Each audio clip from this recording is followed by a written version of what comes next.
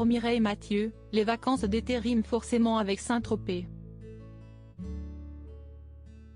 La chanteuse de 76 ans y vient tous les ans pour se ressourcer et profiter du soleil de la Côte d'Azur. Et l'interprète d'une femme amoureuse n'a pas fait exception à la tradition cet été 2022. Elle était pour l'occasion accompagnée de ses deux sœurs Christiane et Monique, de Catherine Madar et son fils adoptif et de plusieurs amis. Le temps ne semble pas avoir d'emprise sur la star qui n'a pas pris une ride. La petite bande a été aperçue se promenant dans la ville côtière et a même fait un stop dans une église. L'artiste à la mythique coupe au bol y a sans doute fait une prière pour sa maman, Marcelle Sophie Mathieu, décédée en 2016, et dont elle était très proche.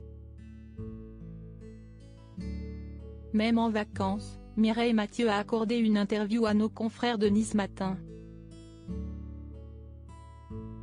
Elle est notamment revenue sur son hommage émouvant au regretté Daniel Lévy. Tout a été spontané, sans la moindre répétition.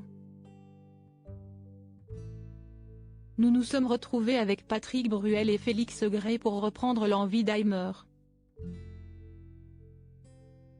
C'était beaucoup de générosité et d'émotion. Évidemment, la grande fan de la Russie a aussi été questionnée sur ses rapports avec Vladimir Poutine depuis le début de la guerre. Elle explique avoir une relation différente avec l'homme d'État.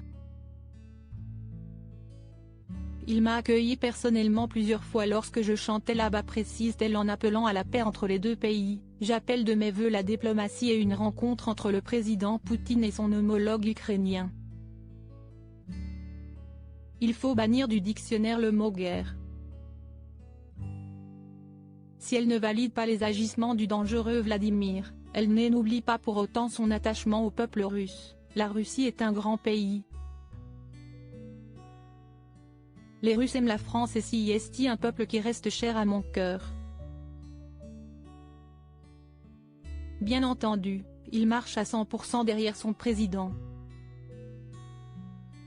C'est typiquement russe.